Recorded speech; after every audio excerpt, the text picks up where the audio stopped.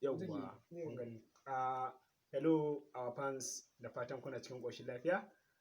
Muna dai ƙara baku haƙuri kasanto kwana biyu za ku ga ma'abota kallon wato shirinmu tun daga abin da ya shafi wato comedy har zuwa ga bidiyo wanda muke ɗauko muku ta waƙoƙin zamani wadda kuke nishaɗantuwa da shi kasanto kwana biyu mu ɗan dakatar to da Allah a gafarce mu. A halin yanzu muna so mu sanar da ku mun dawo da zafi mu malam.